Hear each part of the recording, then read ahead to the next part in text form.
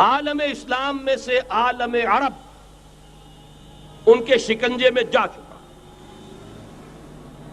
کیوں بنا کر کھڑے ہوئے ہیں اسرائیل کو ماننے کے لیے اور سر تسلیم خم کرنے کے لیے؟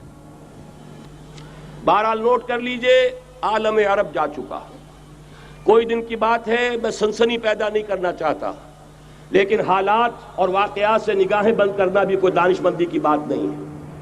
یہ ایودھیا کی مسجد شہید کی گئی، ابھی یہ ایک بہت بڑا مزار جو ہے شہید کیا گیا، اور اس کے ساتھ کئی مسجدیں شہید کی گئی۔ یہ سب کیا ہے؟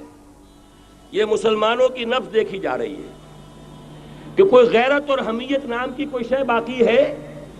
جیسے علامہ اقبال نے وہ نظم لکھی تھی عبد القادر روہیلا بڑا ظالم جفاجو کینہ پرور تھا، لیکن یہ کہ اس نے جو ایک ٹیسٹ لیا تھا کہ وہ جو عورتیں ہیں تیموری خاندان کی، ان میں کوئی رمق رہ گئی ہے؟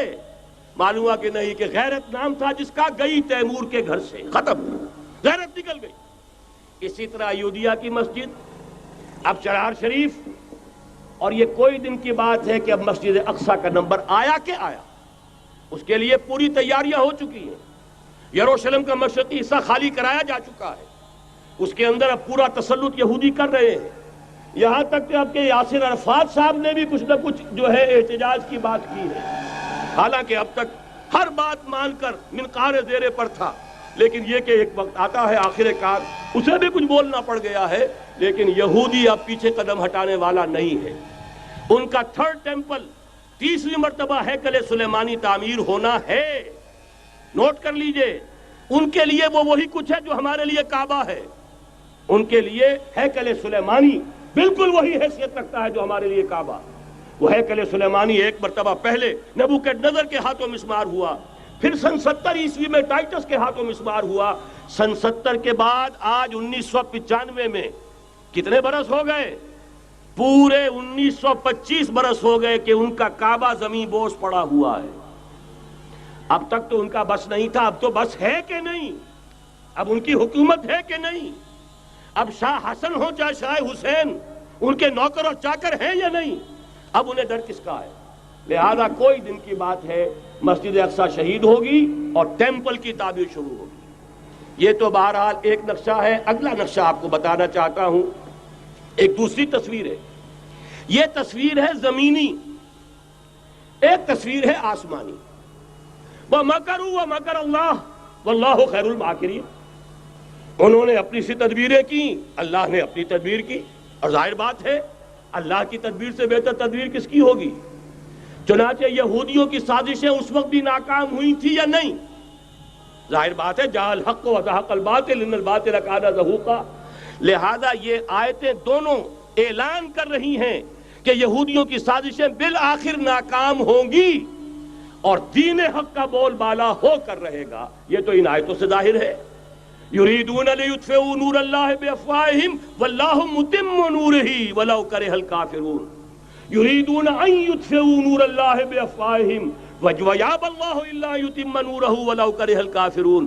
هو الذی ارسل رسولہ بالہدى ودین الحق لیظہرہ علی الدین کلہ ولو کرہ المشرکون۔ اللہ نے تو بھیجا ہی ہے اپنے رسول کو اس فیصلے کے ساتھ اور یہ ذمہ داری اور مشن دے کر کہ جو دین حق آپ کو دے کر بھیجا جا رہا ہے اسے غالب کیجئے، نافذ کیجئے، قائم کیجئے۔ اس مشن کے ساتھ بھیجا جا رہا ہے۔ قرآن کہتا ہے ببانگ دہل وَمَا أَرْسَلْنَاكَ إِلَّا كَافَّةً لِلنَّاسِ بَشِيرًا وَنَذِيرًا۔ اے محمد صلی اللہ علیہ وسلم، ہم نے نہیں بھیجا ہے آپ کو مگر پوری نوع انسانی کے لیے بشیر اور نذیر بنا کر۔